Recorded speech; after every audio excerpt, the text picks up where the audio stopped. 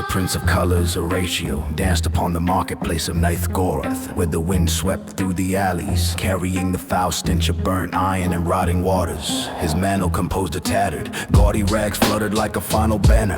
In a city that had long since surrendered, the people wore gray rags, their eyes dulled by that black elixir. The king called blessing, brewed by his alchemists in hidden cellars. To drink of it was to forget hunger, to forget the screams, to forget oneself. 4 children stepped into his path. Lord, we are, said the first. Tell us a tale. Begged the second. Tell us one that thrills. Cried the third. The fourth said nothing, only tugged at Horatio's colorful hem. Horatio laughed. A bright, painful laugh that shattered in the Stifling air. Come with me, my little flies. He called and spun away. The children ran after him. He led them to the old well at the edge of the square. Its water dark as pitch. There he halted, spread his arms wide, and began. Once upon a time there was a gardener who grew roses between the cobblestones, but the king commanded that each bloom be drenched with his blessing. The gardener obeyed. The roses shone like lanterns in the night, but those who inhaled their scent forgot the dawn. One day the gardener found his hands full of thorns and his heart empty. They say he still laughs, but no one knows why. The first child, a girl with the crooked braid, suddenly glanced at a merchant peddling small vials of the black elixir. Her steps slowed without a word. She stepped out of the circle and vanished among the stalls. Come with me, my little flies. Come with me, my little flies. Till the colors fade. Horatio danced on Deeper into the city. till he reached a crumbling archway where the forge had once stood. He turned, the colorful rags swirling, and spoke. Once upon a time there was a blacksmith who forged the finest iron in the land. The king demanded swords, ever more swords. The blacksmith hammered until his arms burned. One night the guard came and took his son. For the boy had hummed a song the king despised. The blacksmith lifted his hammer and struck. The guard's blood splashed upon the glowing coals. By morning both father and son Hung side by side upon the city wall, tongues cut so out. no song would ever be heard again. The anvil still stands there. Cold and waits. The boy with bruises on his neck stopped, staring at the ground as if he saw his father's face there. Then he turned and walked away, never looking back. Come with me, my little fly.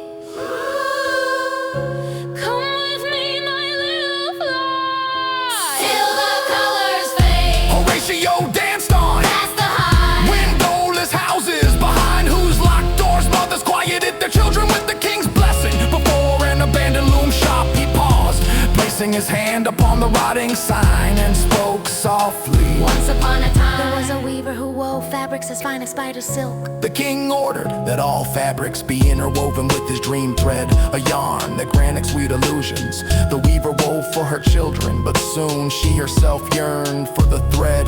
She wove cloaks that wrapped the wearers in false worlds while their bodies starved. One day she found her own daughter draped in such a cloak, her eyes wide but her soul gone. The king laughed. She dreams forever. The weaver still weaves, but each thread is a strand of despair.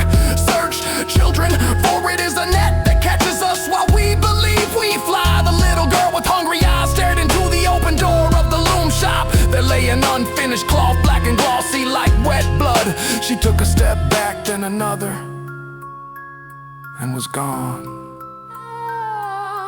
Only the 4th child remained, the silent one with the broken wooden stick. Horatio led it to the grand gates of the palace, where the king's banners drooped in the poisoned air. He knelt, letting his colorful rags touch the filthy ground, and spoke softly. Once upon a time there was a fool who danced for the king. He wore the brightest clothes in all the land. And when he laughed, the people forgot their fear for a heartbeat. The king loved the fool. He would not let him leave. One day The king said, "Dance forever, fool, or I shall cut off your legs." The fool still dances to this day, and when he stumbles, the guards laugh. The last child dropped the stick. The wood rolled into the gutter. It's no fun anymore, it said in a voice devoid of tone.